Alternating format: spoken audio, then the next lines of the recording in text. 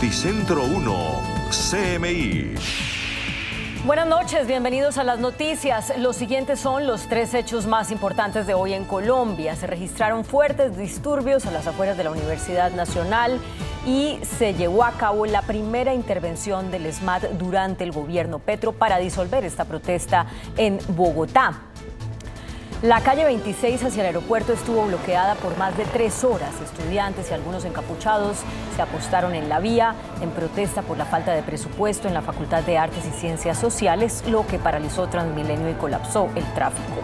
Tras algunos actos de vandalismo, intervino el Escuadrón Móvil Antidisturbios con gases y chorros de agua. Vamos a ampliar esta noticia en nuestra emisión nacional a las 9 de la noche. En máximo 4 días, la represa del Guavio reactivará su funcionamiento al 100%, anunció hoy el presidente de la empresa Enel, Lucio Rubio, luego del acuerdo alcanzado con la comunidad de Ubalá, que mantenía obstaculizada la vía hacia el complejo de energía. El acuerdo fue logrado tras una reunión realizada en el Ministerio del Interior y en la que participaron los alcaldes de la región, los gobernadores de Cundinamarca y Boyacá, líderes comunales, el presidente de Enel y los ministros de Interior y de Minas. Mañana mismo la vía comenzará a ser intervenida para hacerla transitable. Ampliación de esta noticia en nuestra emisión nacional a las 9 de la noche.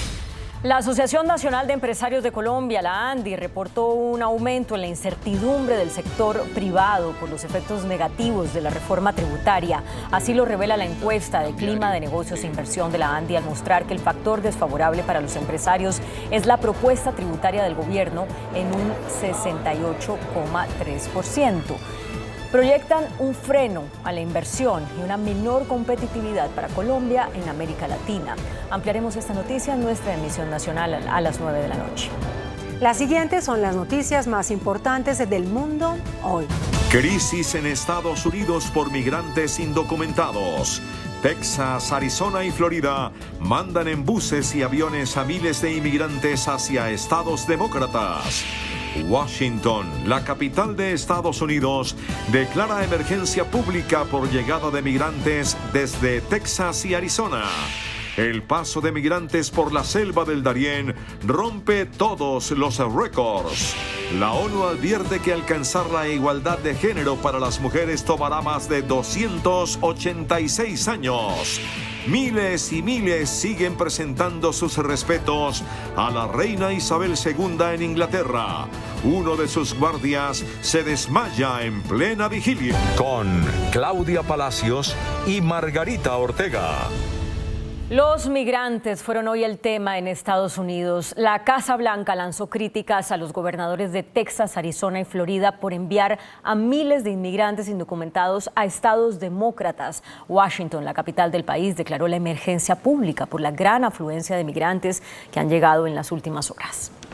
Hay alerta en Estados Unidos por la cantidad de inmigrantes que están llegando al país. La Casa Blanca calificó de vergonzosa la decisión de gobernadores republicanos de enviar migrantes en autobuses y aviones a Washington y a la exclusiva isla Martha's Vineyard en el noreste de Estados Unidos.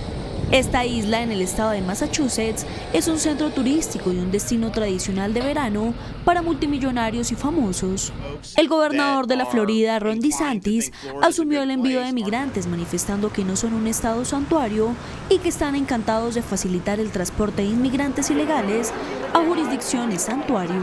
El gobernador de Texas, el republicano Greg Abbott, también envió al menos 2 autobuses a las puertas de la residencia de la vicepresidenta Kamala Harris en el Observatorio Naval, haciéndole un llamado a Biden para que haga el trabajo necesario y asegure la frontera. Por su parte, la alcaldesa de Washington, Muriel Bowser, declaró una emergencia de salud pública en respuesta a los miles de inmigrantes que han llegado a la capital del país en autobús desde Arizona y Texas. Y es que la cifra de migrantes que buscan llegar a Estados Unidos cruzando el tapón del Darién, frontera natural entre Panamá y Colombia, alcanzó en agosto las 32.000 personas, un récord histórico según señaló Human Rights Watch, advirtiendo que más de 20.000 son venezolanos. La inhóspita selva que separa Colombia y Panamá ha sido más transitada este año que nunca antes. El paso de migrantes el mes pasado por esta espesa selva que se conoce como el tapón del Darién registró un dramático aumento del 4.060% en comparación con agosto de 2021. Un alarmante flujo que superó los 32.000 migrantes, según señaló Human Rights Watch, y unos 23.000 de ellos fueron venezolanos. Estos números inéditos han encendido las alarmas de las organizaciones de derechos humanos debido a que durante su travesía, que puede ser fatal, estos migrantes están expuestos a gravísimos abusos, incluyendo violencia sexual. El año pasado, una cifra récord de 133.000 migrantes y solicitantes de asilo cruzaron la frontera, entre ellos 29.000 niños y niñas, según los datos oficiales de las autoridades panameñas. La Organización de Naciones Unidas advirtió que le tomará a las mujeres cerca de 3 siglos para alcanzar la igualdad de género. Este informe, presentado hoy por ONU Mujeres y el Departamento de Asuntos Económicos y Sociales de las Naciones Unidas, destaca que al ritmo actual no se podrá lograr la igualdad de género para 2030. Varios desafíos como la pandemia de COVID-19, el cambio climático y los conflictos violentos agravan aún más las disparidades de género. Si se mantiene el actual nivel de progreso, el informe estima que se necesitarán hasta 286 años para cerrar las brechas en materia de protección legal y en eliminar las leyes discriminatorias. 140 años para alcanzar la representación equitativa en los puestos de poder y liderazgo en el lugar de trabajo, y al menos otros 40 para lograr una representación igualitaria en los parlamentos nacionales. De no tomarse medidas inmediatas, la desigualdad e inequidad podrían seguir existiendo por muchas generaciones más. Rusia y China consolidaron su unidad durante el primer encuentro de Vladimir Putin y Xi Jinping, quien expresó la disposición de Pekín para trabajar con Moscú como las grandes potencias y el nuevo liderazgo en el mundo. En el marco de la cumbre de la Organización de Cooperación de Shanghái realizada en Uzbekistán, en la que tanto Moscú como Pekín buscan cerrar filas con importantes aliados de la enorme región de Eurasia, el presidente de China Xi Jinping y su homólogo ruso Vladimir Putin mantuvieron su primer cara a cara desde la invasión a Ucrania a finales de febrero, en el cual el líder del gigante asiático invitó al jefe del Kremlin para que sus países sirvan de ejemplo como potencias mundiales para liderar un mundo cambiante y conducirlo a una trayectoria de desarrollo estable y positivo. Putin, por su parte, denunció los intentos occidentales de crear un mundo unipolar que es absolutamente inaceptable para la mayoría de los estados del planeta y elogió la posición equilibrada de Pekín sobre Ucrania, mientras condenó también las provocaciones de Estados Unidos en el estrecho de Taiwán, asegurando que está dispuesto a explicarle a China la postura rusa sobre Ucrania para disipar cualquier inquietud de Pekín respecto a la actual operación militar especial del Kremlin. Continúan las largas filas para poder ver el ataúd de la reina Isabel II en Westminster. El tiempo de espera actual antes de entrar a la sede parlamentaria es de 4 a 5 horas. Miles de dolientes continúan haciendo colas de kilómetros y por varias horas para poder despedirse de la reina Isabel II. El ataúd permanecerá en la gran sala de Westminster, en el corazón de la finca parlamentaria británica, hasta la mañana del próximo lunes 19 de septiembre, que será el funeral de la reina. Centenares de personas que presenciaban la capilla ardiente de la reina Isabel quedaron boquiabiertos cuando un guardia real que se encontraba cerca del féretro comenzó a balancearse, se descompensó y cayó tendido sobre el piso de piedra. De inmediato otros guardias acudieron en su ayuda. Los espectadores que hacían cola para pasar cerca del ataúd gritaron y se alteraron, por lo que la transmisión de la ceremonia fue interrumpida durante varios minutos, mientras al guardia le brindaban primeros auxilios. Por otra parte, se conoció que hoy vence el plazo para que las personalidades invitadas al funeral de Estado de la reina confirmen su asistencia al evento. Entre los que dijeron que sí está el presidente de Estados Unidos, Joe Biden, y el de Francia, Emmanuel Macron. Aunque acaba de ser nombrado monarca de Gran Bretaña, Carlos III lleva toda la vida viviendo como un rey. Un ex mayordomo reveló las solicitudes más insólitas del nuevo monarca británico para atenderlo y servirlo cada día. Desde plancharle los cordones de los zapatos hasta ponerle crema dental a su cepillo de dientes. Además, se revelaron que su pijama se debe planchar todas las mañanas. El tapón de la bañera tiene que estar en una determinada posición y la temperatura del agua tiene que estar solo tibia. La inflación en Argentina sigue disparada. En agosto se situó en 78,5% interanual, la mayor tasa registrada en 30 años. Los precios al consumidor en Argentina mantienen su acelerada carrera a un ritmo inédito en 3 décadas y, de hecho, la nación austral ya es el segundo país de América Latina con mayor aumento de precios, solo detrás de Venezuela, cuando el IPC alcanzó un 7% en agosto respecto a julio, según el Instituto Público de Estadísticas argentino, que a lo largo de 2022 ha registrado que los precios aumentaron un 56,4% y el salto interanual de la inflación en agosto fue de 78,5%, el más alto desde 1991. Aunque esta podría no ser la peor cifra cuando las consultoras prevén que la inflación en Argentina se acercará a la barrera del 100% al finalizar el año.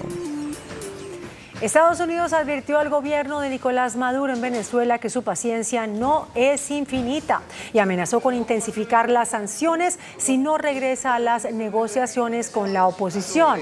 Brian Nichols, el subsecretario de Estado para Asuntos del Hemisferio Occidental, expresó que Estados Unidos está promoviendo activamente el retorno a la mesa de negociación en México, que se está coordinando con la opositora Plataforma Unitaria de Venezuela y que se han llevado a cabo reuniones informales en Oslo y Caracas con avances significativos.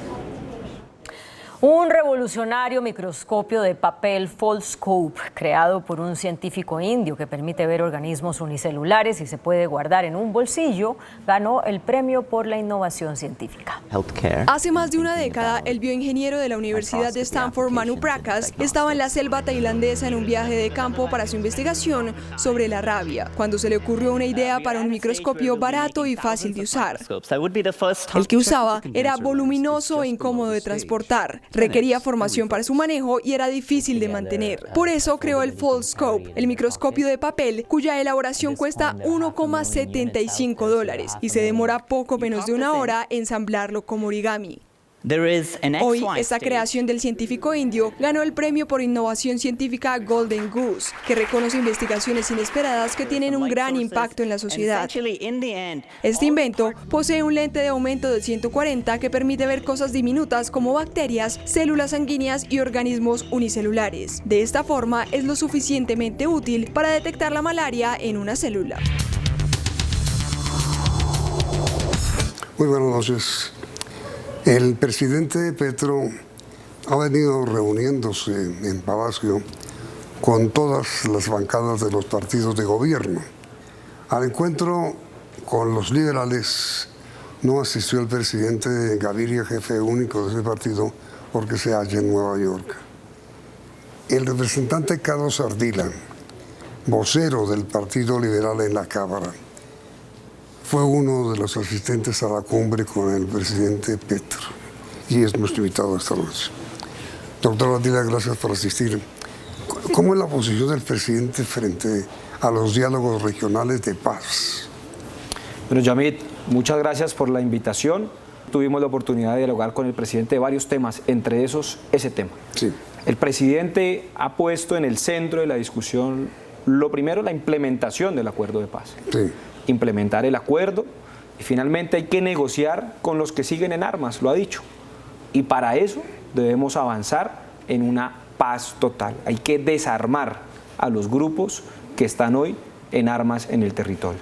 Hay que dialogar con ellos, hay que escucharlos y hay que generar unas herramientas en el Congreso de la República. Para eso se presentó una reforma a la Ley 418, que no es cosa distinta que una prórroga y unas facultades al gobierno que la han tenido todos los gobiernos para poder avanzar con lo que él ha anunciado como la paz total. Entiendo inclusive que el presidente es una referencia directa a ustedes, los del Partido Liberal, ustedes que hicieron el acuerdo de paz. ¿Qué piensan ahora hacer en esto de los diálogos regionales, ¿no es cierto? Bueno, algún colega creativo dijo la paz es liberal, es una bandera liberal, y el presidente de manera muy inteligente le respondió, bueno, la paz es liberal, necesitamos recursos para implementar el acuerdo de paz. Concentramos especial atención en 2 puntos, en el punto 1, que es el que tiene que ver con la transformación del campo, y el punto 4, que es nada más y nada menos que resolver el problema de las drogas ilícitas en este país, que finalmente lo uno conecta con lo otro. No se puede hablar de reforma sin pensar en lo del punto 4 y tampoco podemos implementar el 4 desconociendo lo que ocurre en el 1. Y es que, entre otras cosas, doctor Ardila, el presidente Santos dijo recientemente que durante 4 años no se hizo nada por implementar los acuerdos de paz. Uno podría decir lo siguiente: decir que no se ha hecho nada no es preciso. Casi que termina uno, resulta desconociendo realidades. Hoy en mi departamento se están invirtiendo 600.000 millones de pesos de programas de desarrollo con enfoque territorial. Pero ¿qué dejó también el presidente Duque? El presidente Duque llegó a la presidencia de la República y su primera acción fue una acción contra el acuerdo de paz, que fueron las objeciones presidenciales a la JEP. Objeciones que por fortuna tuve la posibilidad de representar a mi partido y de ser ponente, y que las negamos, cosa que no parecía fácil. Y no solo estaba el presidente jugado a que estas objeciones salieran adelante, que al final era romper la columna vertebral del acuerdo. Si no hay justicia transicional, pues difícilmente íbamos a lograr implementar los otros puntos. Al final el acuerdo es uno solo. Verlo de manera fragmentada es todo un error. Y sumado a eso también, Yamit, la Fiscalía de ese entonces jugó un papel activo en esas objeciones. Por fortuna, eso salió adelante. Yo creo que el presidente Duque hizo, el presidente Duque invirtió, el presidente Duque avanzó con los planes de desarrollo con enfoque territorial, pero en realidad nunca hubo una política para implementar el acuerdo de paz en su totalidad. Fueron fragmentos del acuerdo. Por ejemplo, en el punto 4, sustitución voluntaria. El entonces ministro Botero, ministro de la Defensa, de manera contundente lo dijo en un debate en mi comisión: no hay recursos para sustitución. Vamos a iniciar con un proceso de fumigación con glifosato. Nunca entendí yo eso. Sustituir es más económico que fumigar.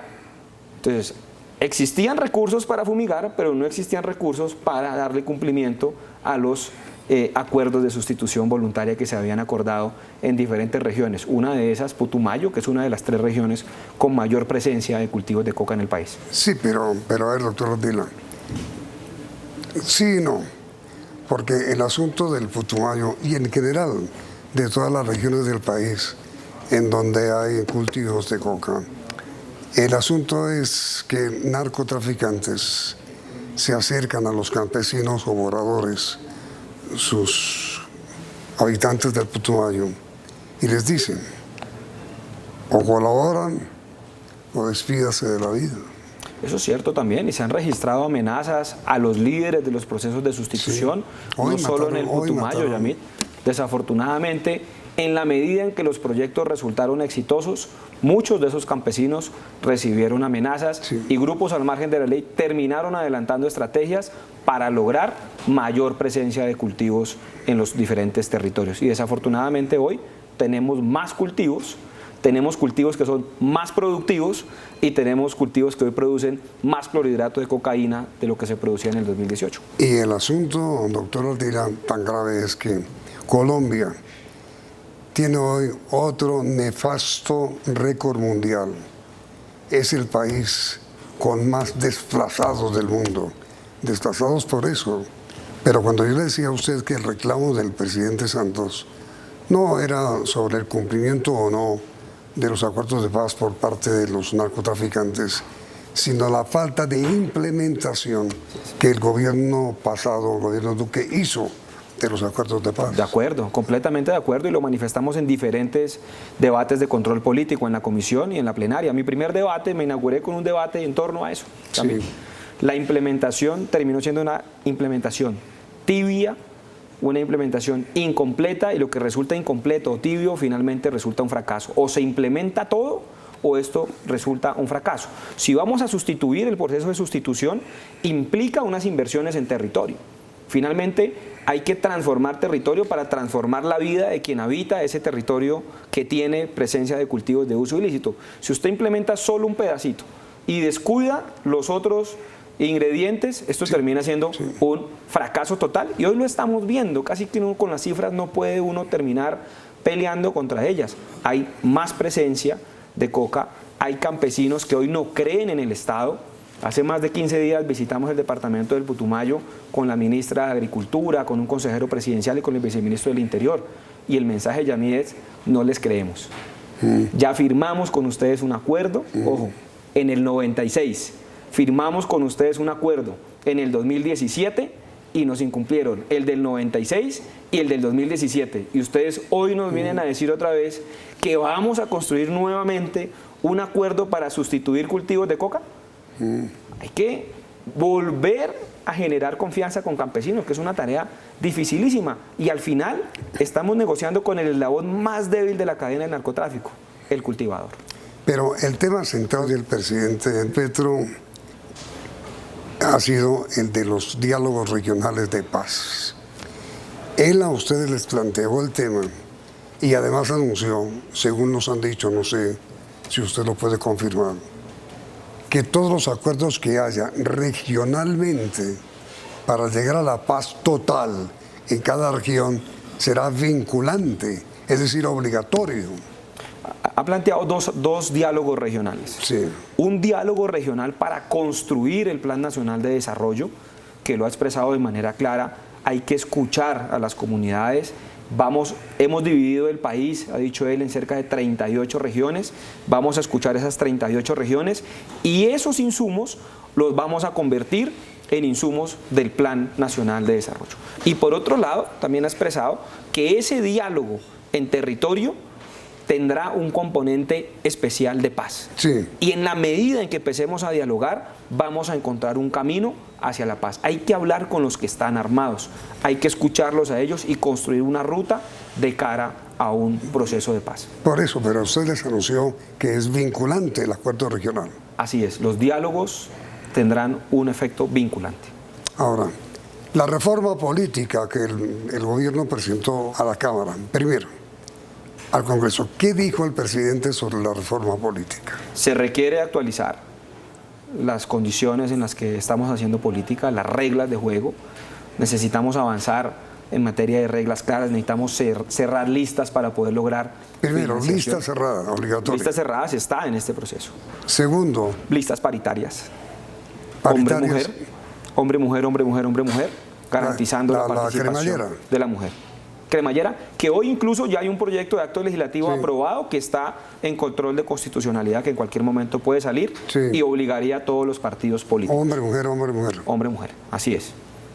Y lo que el otro tema es que lo que llaman la colombina, pues, que los parlamentarios como usted pueden ser ministros. Yo he dicho que ese es un caramelo envenenado, Yamil, y les voy a decir por qué. Porque esa es una vieja figura. ¿Caramelo envenenado? Claro, total. ¿Por qué?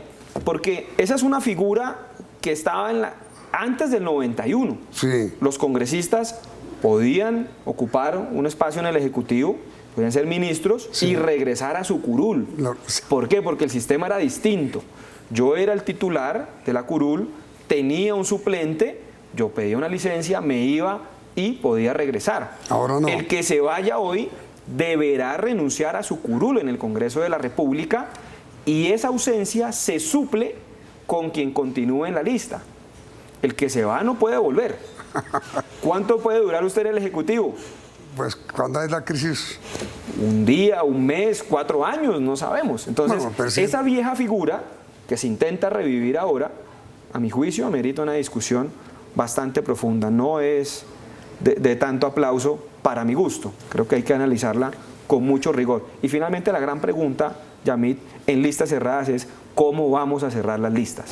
Yo he dicho algo en diferentes discusiones. Cerrar las listas no resuelve per se los problemas de la democracia en este país. Decir que solo cerrando las listas resolvemos absolutamente todo, eso no es cierto. Incluso cerrar las listas puede ser un problema más. La gran discusión va a ser ¿cómo vamos a cerrar las listas? ¿Cómo vamos a garantizar procesos de democracia al interior de los partidos para que no terminemos siendo víctimas de la dictadura del bolígrafo? De unos señores o de unos partidos que terminen diciendo la lista es esta y se acabó. Esa es la idea, y fin del comunicado. Pero esa es la idea, ¿no? Hay que garantizarlo, claro. Por ahora se enuncia, vamos a ver cómo logramos cerrarlas y que ese cierre nos permita una financiación estatal y así garantizar unas mejores elecciones. Permítame hacerle una pregunta con todo respeto. Usted es del Putumayo y ha sido reelegido como representante del Putumayo. Así es. Usted es cacique, es Manzanillo del Putumayo. Perdone la expresión, pero es que es así. Es decir, usted no quiere que le quiten la opción de ser otra vez reelegido en el Putumayo. Y esta pregunta se la hago a usted como ejemplo, no porque usted sea el único, pues, sino como ejemplo. Pero por eso, vuelvo y la gran pregunta es cómo las vamos a cerrar, porque yo me puedo quedar solo en mi lista. En mi lista son 3. Si yo me quedo solo, al final terminan todos votando por una lista distinta a la mía y me queman. Sí. Entonces, el gran reto es nosotros, los partidos políticos, cómo garantizamos procesos al interior de nuestros partidos para que esas primarias, si se puede llamar, o para que esos ejercicios internos de los partidos, al final nos terminen fortaleciendo. Yo solo me quemo. Si yo voy solo, no logro una victoria. Pero mira, entonces respóndame después de comerciales esta pregunta. La lista abierta no era la que pretende eliminar la reforma política presentada, no era la que favorecía espectacularmente y especialmente a los caciques de cada región. Después de comerciales.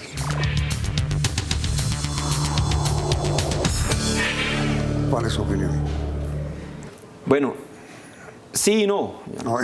Sí, me toca ponerla así. Sí. ¿Por qué? Porque puede ser que usted se quede con la cabeza de lista, pero usted se quede sin los votos de la lista. Usted puede cerrar su lista y ser el 1 y al final quedarse ahí. Ahora. Pero mire, le doy un ejemplo. En las pasadas elecciones, en las antepasadas, cuando el expresidente Uribe fue candidato al Senado, lanzó lista abierta. ¿Para qué? Para que él, siendo candidato número 10, pues arrastrara a todos los demás, del 1 al 10, lista abierta. Entiendo además, y le vuelvo a repetir con todo respeto, que usted también fue elegido en lista abierta. Yo me elegí en lista abierta. Por eso, no le gusta en consecuencia a quienes han sido elegidas en lista abierta, la lista cerrada. No, a mí no me disgusta ni la una ni la otra. Yo hoy apoyo como está. Hay listas abiertas que resultan exitosas, como hay listas cerradas, podríamos citar, desde el ejemplo de Uribe hasta el ejemplo del presidente Petro. Sí. Ambos han cerrado listas. Sí. La lista del Centro Democrático, su primera lista fue cerrada, sí, claro, liderada por el presidente Uribe, y la gente votaba ahí pare de contar. Finalmente ni sabían a quién elegían. Votaban por el presidente Uribe. Pero la lista del pacto histórico. Pero cuando vino la decaída de Uribe, él se metió en lista para recoger más votos y tratar de incrementar un caudal electoral. Si la cerraba, de seguro que muchos terminaban en otros partidos políticos. Entonces, siempre he dicho yo, cerrarla no resuelve per se las complejidades que tiene el sistema. Hay que cerrarlas bien. Si tenemos un buen proceso al interior, un buen proceso de elecciones primarias, de seguro que tendremos unas mejores elecciones. ¿Qué otra de las novedades que establece o que propone la reforma política le llama a usted la atención? A mí me llama la atención de esta reforma también el tema de la financiación, que creo que ese es un tema estructural. Y en gran medida cerramos para poder financiar de manera más fácil. Si yo cierro una lista, yo financio la lista, como Estado. ¿Qué quiere decir yo? Yo Estado, estoy hablando como Estado. Yo soy el Estado, yo lo que estoy diciendo en la reforma es... No el 40 ni el 50%, ni financio en su totalidad las listas, una financiación pública. Si yo tengo una sola lista, yo me entiendo con un partido político y financio esa lista. Yo, sistema electoral. Si yo tengo 100 candidatos de un solo partido, o 50 candidatos, o 60 o 70 candidatos, la tarea resulta muchísimo más compleja. Ahora, cerrarla tiene otro tema también. El partido es responsable políticamente de lo que ocurra con esa lista. Y ese es finalmente el paso que debemos dar. Que usted vote por determinado partido porque se identifica con unas banderas, con unas causas y su voto va a ese partido. Es un voto institucional y no un voto personal. Pero la reforma electoral también elimina la doble militancia, es decir, usted puede ser hoy del Partido Verde y mañana cambiar al Partido Conservador. Hay una posibilidad de transfugismo en esta reforma. Por eso. De que se pueda cambiar. La reforma la plantea. La plantea de manera concreta. ¿Y a usted le gusta o no? A mí no me gusta. Ni a usted ni a los parlamentarios en general. A mí no me gusta, de verdad que no. Le quita fuerza a los partidos. Sí, porque es que entonces siempre lo planteamos como una única vez. Siempre es una única vez. Pero de esas únicas veces he escuchado varias ya. Entonces se cambian acá, vuelve y cambian acá, vuelve y cambian acá. Hombre, no, ya hay un partido político, hay unas listas, hay unos integrantes de esos partidos, hay unas curules que se ganaron esos partidos, eso hay que respetarlo, y finalmente los electores eligieron esos candidatos de esos partidos. Es decir, usted no le ve buen futuro, o podrá salir pero con muchas reformas, la reforma política. No, a mí me gusta en general la reforma y creo que resulta necesaria, es una reforma pero necesaria. Con modificaciones. Debemos hacerla, pero debemos dar la discusión y ajustar. Mi gran preocupación, insisto, es cómo cerramos las listas, cómo las vamos a cerrar. Y su posición la comparte buena parte del Parlamento. Gran parte del Parlamento la comparte. De mantener la lista abierta. Parte del Congreso, y el gran miedo de todo es cómo las vamos a cerrar. Porque el ejemplo que tú ponías, yo en Putumayo me elegí, yo estoy repitiendo, pero si yo cierro mal la lista, yo me quemo. ¿Y cómo es el procedimiento para cerrarla bien? Debemos lograr que se garanticen y que se obligue a los partidos a unos procesos de democracia internos fuertes. Es decir, en la misma norma debe quedar, no puede quedar a merced de un estatuto o a merced de que los partidos un tema enunciativo, lo pongo ejemplo, garantizarán procesos de democracia al interior. ¿Qué es garantizar? Una encuesta, una consulta interna, una convención local de 10, de 20, de 30, de 50, de 100. Hay que dejar unas reglas claras para que esto avance y para que esto resulte exitoso. Ahora, doctor Ardila, entiendo que otro de los grandes temas tratados por el presidente con ustedes fue la reforma tributaria, por no decir el principal. Posición del presidente, reafirmación de que son 25 o nada. El presidente insiste en que se necesitan más de 25 billones de pesos, que en un principio él planteaba una reforma cercana a los 50 billones de pesos, que se ha moderado y que vamos en 25 billones, pero que se necesitan recursos para poder avanzar en diferentes programas. Primer punto, implementar el acuerdo de paz. El punto 1 requiere de inversión. El punto 1 tiene tareas, ejemplo, el tema del banco de tierras. Tenemos tareas en materia de vías, en materia de salud, en materia de energía, en materia de educación. Insistió en el tema de educación superior, de educación básica y media, más infraestructura, más calidad en educación. Eso cuesta. Necesitamos llevar acueductos a las diferentes regiones para no poder seguir en esta paradoja de que ciudades como Mocoa, que en el 2017 vivió su tragedia más grande, la tragedia que enlutó a todo un departamento por exceso de agua, una avenida fluvio torrencial, terminó enlutando al departamento del Putumayo. 4 ríos hoy cruzan Mocoa y hoy Mocoa no tiene un acueducto. Puerto Asís, Putumayo, tiene más habitantes que Mocoa y está en la ribera del río Putumayo. Hoy no tiene acueducto. Y podríamos poner todos los ejemplos de la ribera del Magdalena y todos los ejemplos de la ribera del Cauca. Hay que avanzar, pero eso requiere de inversiones. Sí, pero mire, doctor Ardila, muchos sectores del país plantean lo siguiente. Claro que hace falta recursos, pero es que los colombianos todos estamos pagando impuestos. Cuando uno habla con el presidente de la ANDI, cuando uno habla con el presidente de los gremios, cuando uno habla con cualquier sector de la empresa privada, dicen que primero se acaba para una reforma tributaria, la última del gobierno Duque. Así es. Y que segundo, esta de 25 billones sería la más alta jamás aprobada. Y dicen, en consecuencia, claro que hacen falta recursos, pero ¿qué se hace el dinero de todas las reformas que se han aprobado y que integran hoy parte del presupuesto? El presidente planteó una premisa y dice, el que más tiene, más debe pagar. Tema de lograr una reforma en ese sentido. Y 2, que el gobierno que ejecuta debe darle la cara al país y decirle en qué está ejecutando los recursos que está recaudando, que eso es clarísimo, y denunció en qué lo vamos a gastar, en paz, en vías, en salud, en educación, en transformar territorios, pero lo ha dicho, hay que recaudar más y hay que invertir en tareas que hemos venido aplazando durante años. El Partido Liberal ha sido un crítico activo de las reformas tributarias. Nosotros no apoyamos la antepenúltima reforma del presidente Duque y la votamos en bancada y nos parecía algo bastante paradójico y hasta contradictorio.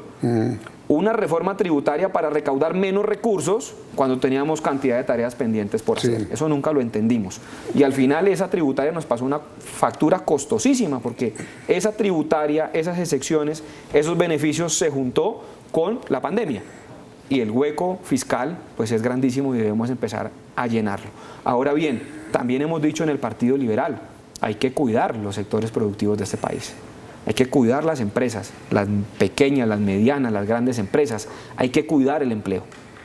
No podemos aquí poner en una tributaria cantidad de medidas que terminen siendo contraproducentes, que terminemos quedándonos sin generación de empleo y que terminemos, perdón por el ejemplo tan didáctico, matando la gallinita de los huevos de oro y al final nos quedamos sin esto y sin esto. Mi pregunta final, doctora Dylan, usted es representante por el Putumayo. ¿Cómo va el Putumayo? Difícil, un reto enorme, Yamit. El departamento del Putumayo es un departamento con cantidad de coyunturas. Una de esas y una tarea pendiente por resolver es finalmente lograr salir de ese círculo vicioso de los cultivos de uso ilícito. Eso nos pasa una costosa factura en materia social, en materia de violencia, es un atraso. Necesitamos avanzar en otras tareas. Desafortunadamente el conflicto armado, Yamit, nos juega una mala pasada en agenda pública, porque al final terminamos hablando de coca o de grupos al margen de la ley, sea guerrilla, sea paramilitares, sean BACRIM, y dejamos de lado tareas importantísimas, casi que atendemos lo urgente y descuidamos lo importante. El departamento del Putumayo hoy, Yamit, no tiene universidad pública. El departamento del Putumayo es frontera con Suramérica, no solo con Ecuador. La ruta 45 atraviesa todo el departamento del Putumayo y por esa vía llegamos a la Patagonia. Es una frontera llena de oportunidades en la que hoy ni siquiera tenemos servicio de energía, no hay servicio de celular, no hay una prestación básica de servicios públicos para poder adelantar trámites. ¿Y departamento petrolero? Un departamento con una renta petrolera desde los años 60. Con todas las regalías perdidas. Desde los años 60 tenemos renta petrolera. Llegó la Texas Corporation, luego Ecopetrol y ahí estamos. Pero digo, regalías perdidas por corrupción. Tenemos escándalos de corrupción, desafortunadamente los hemos registrado, desafortunadamente también el tema de regalías desde el año 2010 se ha centralizado y hoy los recursos de las regalías están en fondos en la ciudad de Bogotá, Yamit, y no se ejecutan en las diferentes regiones. La reforma del 2010 es una reforma que debe empezar hoy a discutirse en el Congreso de la República porque con el argumento de la corrupción nos trasladamos los recursos a Bogotá. Y aquí quedamos y aquí tienen que hacer unos trámites, unas verdaderas periplos para poder avanzar en ejecución, viabilizando, lograr luego que un comité le apruebe, que el otro delegado vote y demás, y no ejecutamos recursos. Y lo que necesitamos son bienes públicos en los territorios para poder transformar la realidad de quienes nos habitan. Doctor Dylan, muchas gracias por aceptar esta invitación muy amable y que ojalá su departamento tenga pronta solución y pronta atención. Gracias, Yamit, y con la mejor disposición para que el departamento del Putumayo empiece a convertirse en una oportunidad para este país. Putumayo tiene mucho por aportarle a Colombia. Ojalá sea así. Y gracias a ustedes televidentes y continúen aquí en Noticentro 1, CMI. Noticentro 1, CMI. Hidroeléctrica del Guavio volverá a operar al 100%. Acuerdo pone fin a bloqueos de vías cerca a la represa. Primera actuación del ESMAD desde el inicio del gobierno Petro en bloqueos en Universidad Nacional. Inundaciones en Cartagena y Barranquilla. Ministra de Agricultura advierte sobre crisis alimentaria por invierno. Congreso tramitará ley para alcanzar la paz total con todos los actores armados. Fiscal General pide claridad sobre diálogos del gobierno con grupos armados. Estados Unidos preocupado por designación de Maduro como garante de diálogos con el ELN. Millonaria condena por desplome del edificio Space. Convida a otra EPS a liquidación. Así están los hospitales públicos de Bogotá. Situación es crítica. Artículo de la reforma política recorta función sancionatoria de la Procuraduría, advierten ex procuradores. Reforma tributaria e inestabilidad del dólar generan incertidumbre en la industria. Con Claudia Palacios y Margarita Ortega. Iniciamos nuestra segunda hora de noticias. En máximo 4 días, la represa del Guavio reactivará su funcionamiento al 100%, anunció hoy el presidente de Enel, Lucio Rubio, luego del acuerdo alcanzado con la comunidad de Ubalá, que mantenía bloqueada la vía hacia la hidroeléctrica. Mañana mismo comienza el mantenimiento de la carretera y el de las 4 turbinas que fueron apagadas. Con el acuerdo alcanzado hoy, la represa del Guavio estará funcionando en máximo 4 días al 100%, comunicó el presidente de Enel. Esperamos que entre 4 y 5 días todas las máquinas estén recuperadas. Son trabajos de que cada unidad tomará entre 17 y 20 horas y esperamos que a partir de mañana reincorporar estas 4 máquinas al sistema eléctrico nacional. Y el alcalde de Ubalá dice que mañana mismo comienza el mantenimiento preventivo. Confiamos en el gobierno nacional para que estas vías sean incluidas en el plan de desarrollo y se cumplan todos los acuerdos que estuvimos en esta mesa de concertación hoy. El acuerdo logrado con el visto bueno de las comunidades es un voto de confianza al gobierno nacional y a la empresa de energía. Se debe intervenir inmediatamente la vía con maquinaria, reservarla, dejarla adecuada, posteriormente estudios y diseños de esta vía y por último la pavimentación, pero bajo estas condiciones que hacemos este cese o este levantamiento de esta manifestación social pacífica en contra de la empresa Enel. Y precisamente lo que se logró en este acuerdo es que se ha discutido un diálogo vinculante para que la construcción de la vía, que está siendo esperada por la comunidad hace 40 años, sea incluida dentro del Plan Nacional de Desarrollo. Esos acuerdos, al final del día, deben ir al Plan Nacional de Desarrollo, porque es allí donde se puede lograr que tengamos la base jurídica para que en el presupuesto podamos efectivamente construir las vías. Creo que es un logro para la comunidad del Guavio que durante más de 40 años ha esperado que se le haga un mantenimiento a sus vías.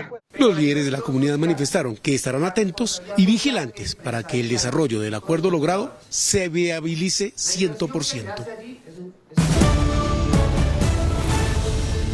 Las fuertes lluvias de las últimas horas provocaron varias emergencias en Barranquilla y en Cartagena.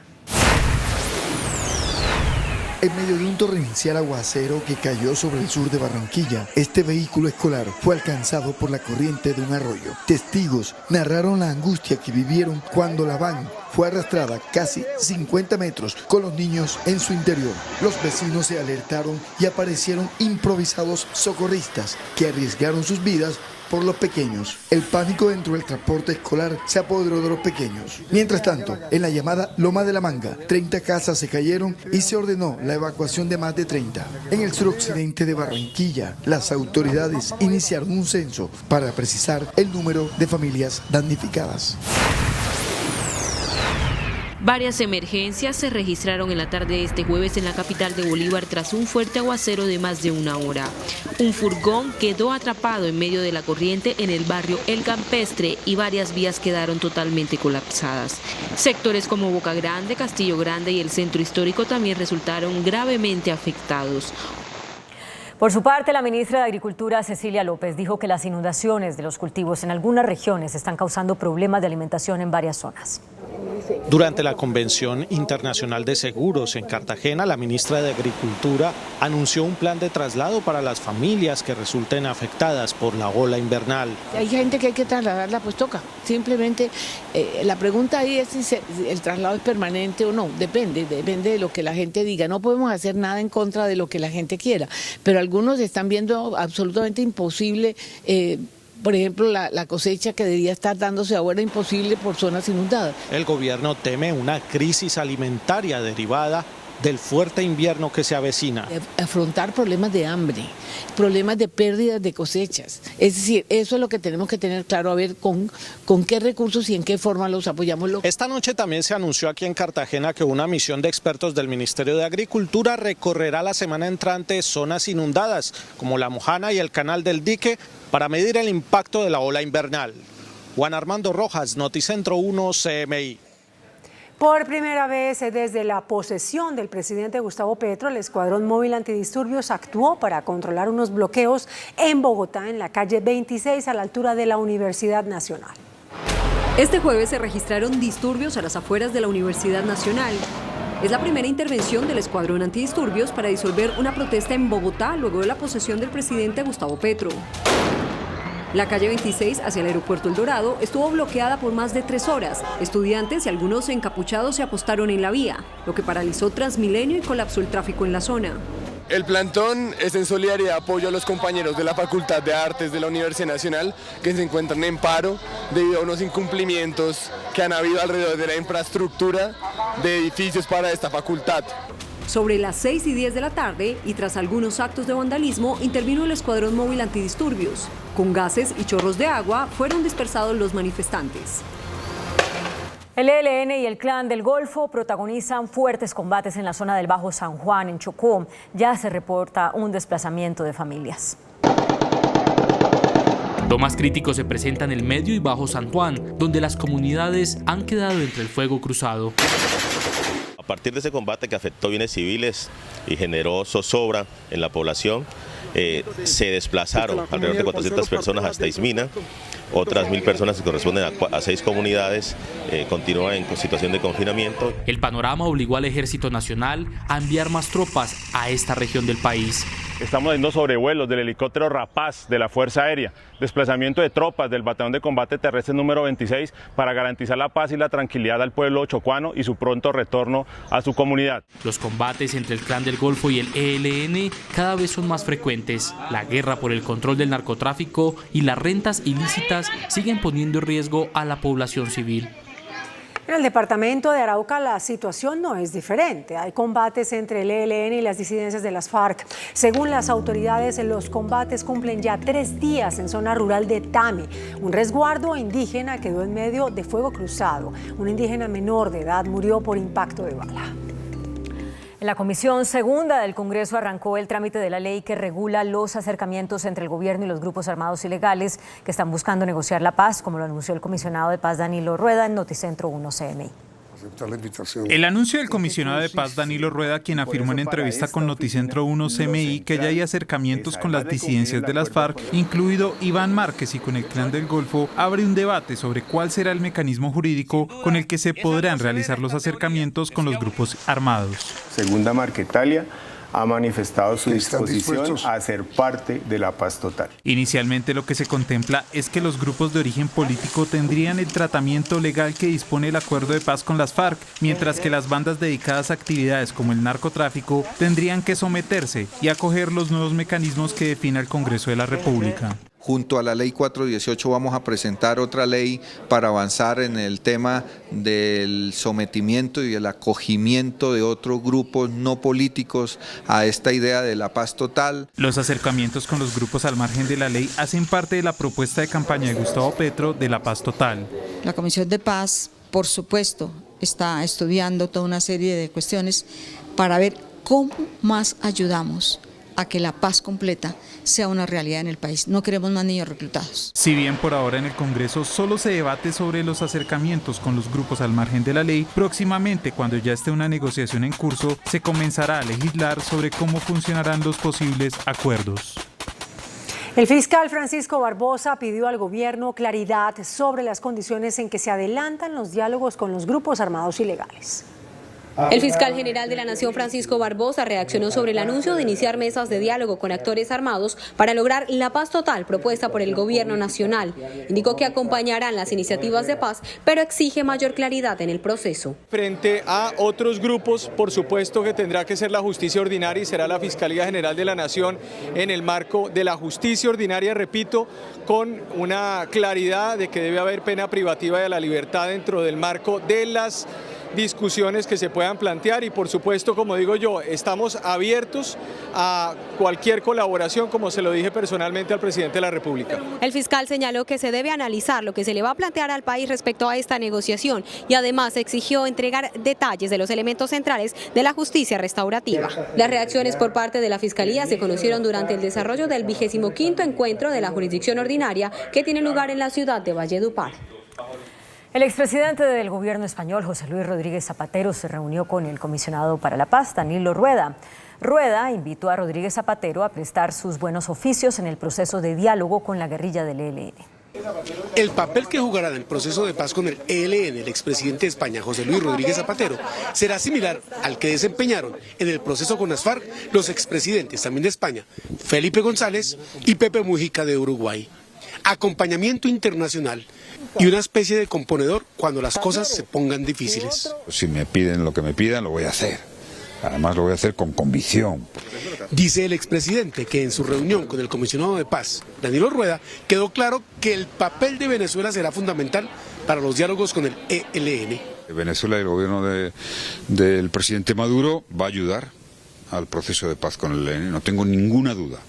E insiste en que el presidente Gustavo Petro quiere hacer la paz y que para eso hay que arriesgar. Decidirse a hacer un proceso de paz y buscar la paz total es un acto de valentía. El exmandatario estuvo en el despacho del comisionado de paz, acompañado por la senadora del Pacto Histórico, María José Pizarro. El alto consejero para las regiones, Luis Fernando Velasco, aseguró que en los diálogos regionales anunciados por el presidente Gustavo Petro y que arrancan mañana, también se podrán abordar temáticas relacionadas con la paz total y el sometimiento de grupos armados.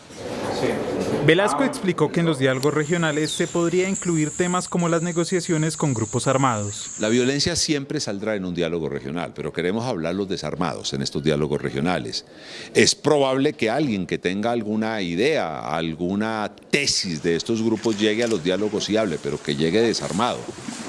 Y obviamente podrá haber algún tipo de debate, pero nosotros preferimos que estos espacios sean los espacios de la sociedad civil. El presidente Gustavo Petro anunció que mañana en Turbaco, Bolívar, arrancarán los diálogos regionales. Ya había más de 1.200 personas inscritas en el de Turbaco, que no es Turbaco, es la zona del dique, pero se hace en Turbaco. Conversaremos, la gente dirá qué le está doliendo, pero también nos contará cómo piensan que se calman esos dolores, cómo se arreglan los problemas de la región. Los primeros 50 diálogos regionales serán vinculantes para construir el Plan Nacional de Desarrollo.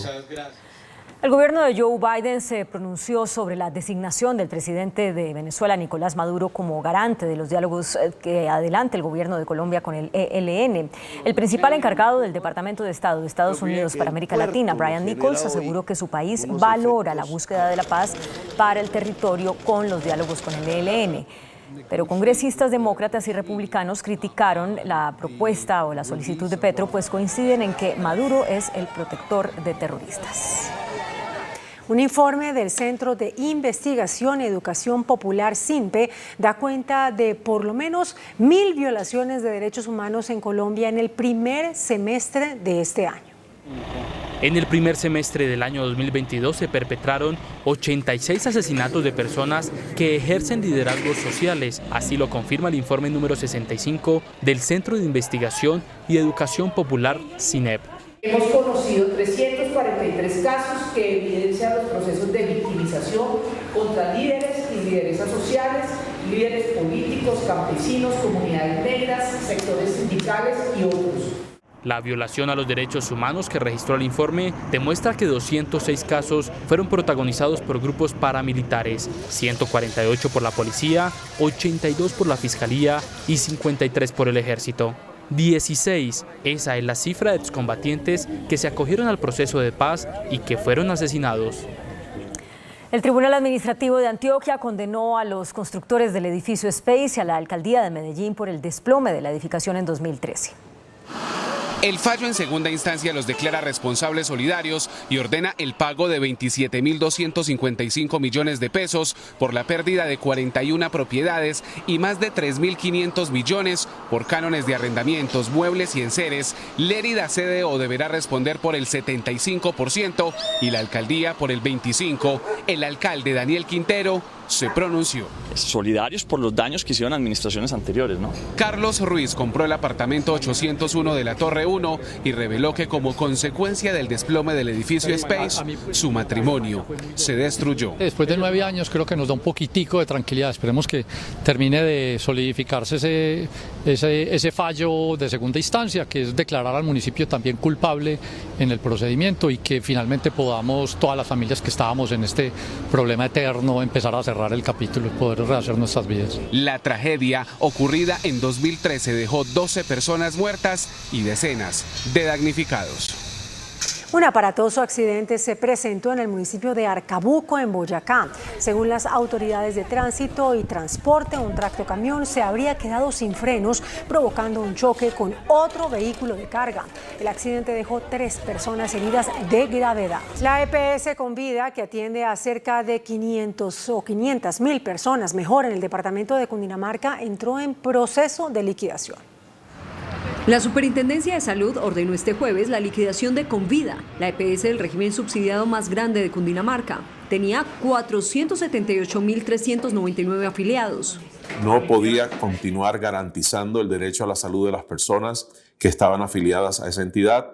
Según la entidad de vigilancia, la EPS se encontraba en insolvencia y por lo tanto en incapacidad de prestar los servicios de salud. Tiene deudas por 433.000 millones de pesos, 299.000 con los hospitales públicos. La liquidación de esta empresa deja para la cartera de las 4 subredes, de lo que estamos hablando, un hueco de 39.000 millones de pesos. El Ministerio de Salud se encargará de remitir a los afiliados a otras EPS. En los próximos días serán notificados sobre cuál será la EPS receptora. Capital Salud se le levantaron todas las medidas restrictivas por parte de la superintendencia y perfectamente estamos en la mejor disposición para poder recibir eventualmente a las personas que estaban afiliadas a Convida. En el Consejo de Bogotá revelaron la crítica situación por la que atraviesan los hospitales públicos de la capital. Hasta los propios pacientes han tenido que comprar algunos elementos para poder ser atendidos. En cuidados intensivos están las 4 subredes de salud en Bogotá. En el Consejo revelaron videos que dan cuenta de esta crisis. UCIs inundadas en el hospital de Kennedy. Pacientes semidesnudos en salas de espera. Por favor, ayúdenos. Listas hechas a mano por los propios médicos con medicamentos agotados. Secretario, quiero que me conteste esta pregunta. ¿Quién es el asesino de la salud en Bogotá? En la subred Centro Oriente, por ejemplo, los pacientes han tenido que comprar de sus bolsillos cánulas y hasta jeringas. Estamos en urgencias en San Blas y no hay con lo que canalizan a los niños y nos toca salir a comprarlos. La paga el paciente, pero se lo cobramos a la EPS en la factura. Como si fuera poco, se están cerrando servicios en la subred norte. Tenía 682 servicios instalados y habilitados, hoy vamos en 415. Durante el debate denunciaron que la funcionaria Carolina Moros, que desde la Superintendencia de Salud levantó la medida especial a Capital Salud, ahora trabaja con el distrito. Yo te levanto la medida y tú después me levantas un puesto. Se está cumpliendo con la publicación de la hoja de vida para recibir observaciones y demás. No se ha realizado el nombramiento aún en la subred. La sesión fue suspendida, pero el debate continuará en los próximos días. Por tercera semana consecutiva bajaron los contagios y las muertes por COVID-19 en Colombia. Se registraron 1.245 nuevos contagios y 38 muertes. Se procesaron 56.000 pruebas. Por recomendación médica, el presidente Gustavo Petro canceló hoy la agenda pública que tenía prevista en Cartagena y Valledupar. El primer mandatario, quien enfrenta una disfonía y tos desde hace un par de semanas por los constantes cambios de clima a los que ha estado expuesto, se quedó en Bogotá. El Tribunal Superior de Bogotá condenó a 6 años de cárcel al abogado Alex Bernot por sobornar a un testigo para que no declarara contra el empresario Carlos Matos. Alex Bernot, abogado del empresario Carlos Matos, según la Fiscalía, acudió ante uno de los testigos del caso y le ofreció $2 millones para que excluyera de toda responsabilidad a Matos. Bernot tendrá que pagar 6 años de cárcel y se emitió una orden de captura en su contra por buscar favorecer a Matos en la disputa por la distribución de vehículos Hyundai en el país, caso por el cual se habrían pagado millonarios sobornos a jueces. Aunque inicialmente Bernot había sido absuelto, el tribunal lo condenó por el delito de soborno. El presidente de la Corte Suprema de Justicia, Haroldo Wilson Quirós, advirtió que la justicia necesita una reforma urgente.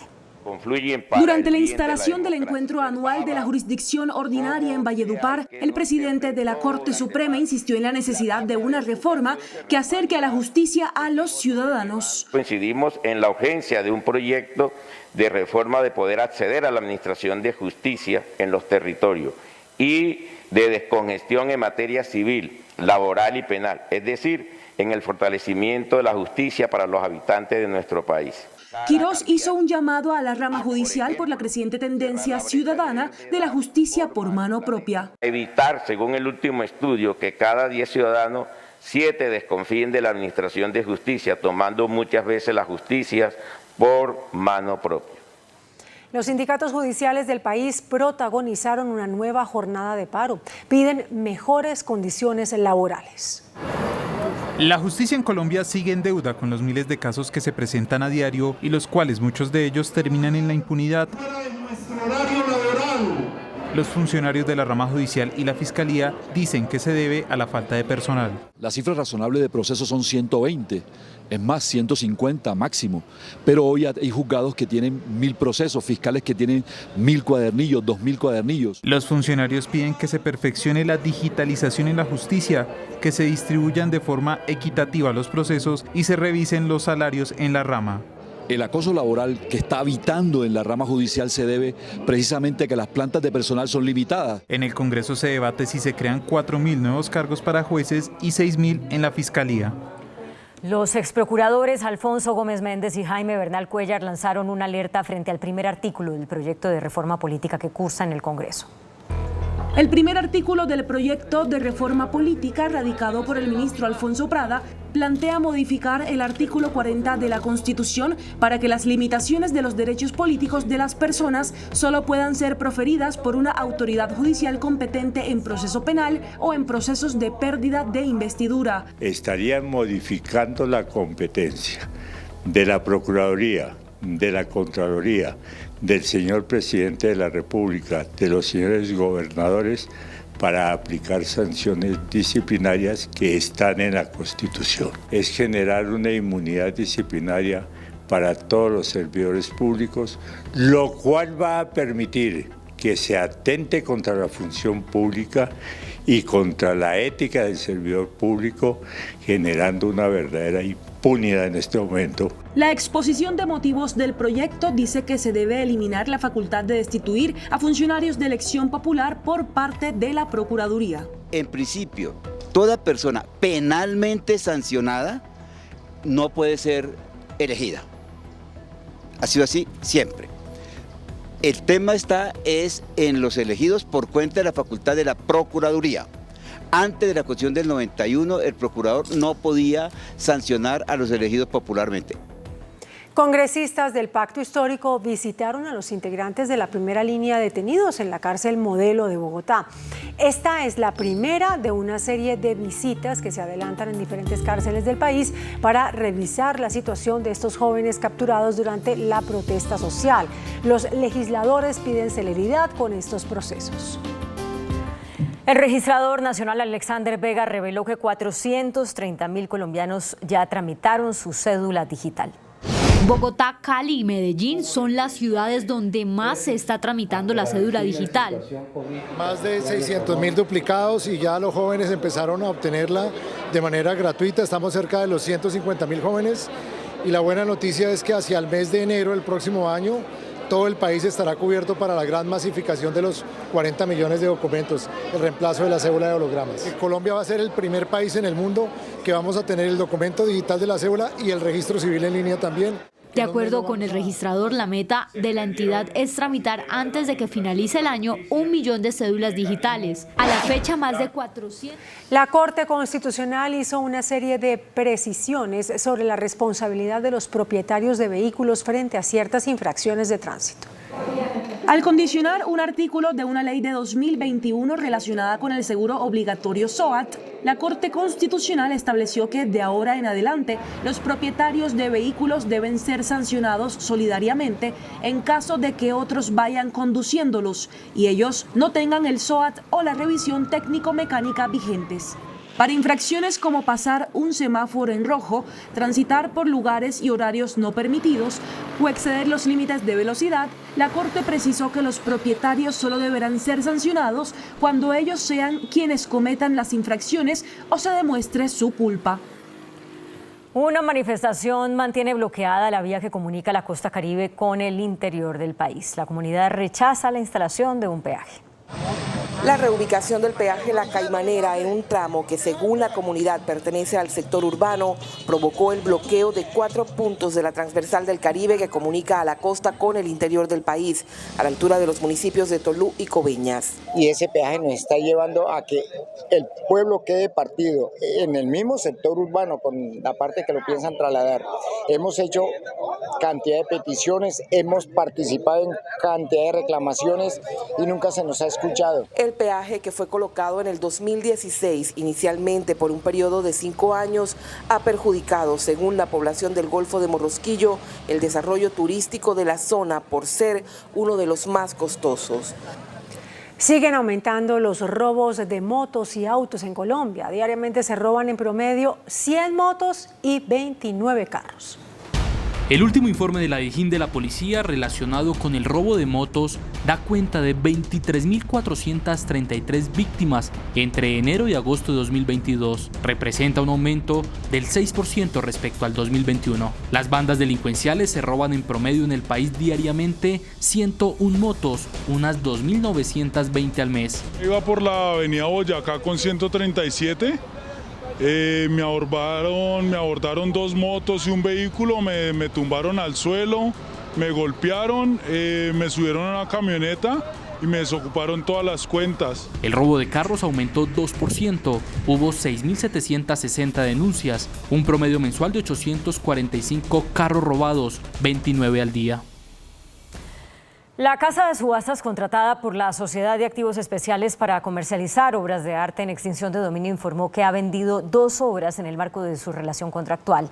La casa Bogotá Auctions ha vendido obras de los artistas Alejandro Obregón y Luis Caballero provenientes de procesos de extinción de dominio de la SAE, aunque recientemente la SAE publicó en su página web un catálogo para subastar numerosas obras de arte. La casa de subastas advirtió que solo 2 de esas obras divulgadas por la entidad pertenecen a procesos de extinción. Rusia y China consolidaron su relación durante el primer encuentro entre Vladimir Putin y Xi Jinping desde el inicio de la guerra con Ucrania. Récord, la inflación argentina ya supera el 78,5% interanual. Las noticias del mundo en Noticentro 1 CMI. El presidente de China, Xi Jinping, y el de Rusia, Vladimir Putin, mantuvieron su primer cara a cara desde el inicio de la invasión a Ucrania, en el cual el líder del gigante asiático invitó al jefe del Kremlin para que sus países sirvan de ejemplo como potencias mundiales para liderar un mundo cambiante y conducirlo a una trayectoria de desarrollo estable y positivo. Putin, por su parte, denunció los intentos occidentales de crear un mundo unipolar que es absolutamente inaceptable para la gran mayoría de los estados del planeta y elogió la posición equilibrada de Pekín sobre Ucrania.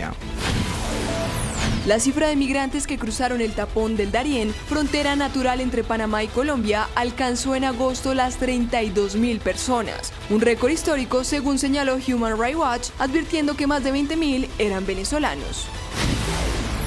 La inflación en Argentina sigue disparándose y en agosto se sitúa en el 78,5% interanual, la mayor tasa registrada en 30 años y la cual está encaminándose a acumular un alza del 100% para el final de año.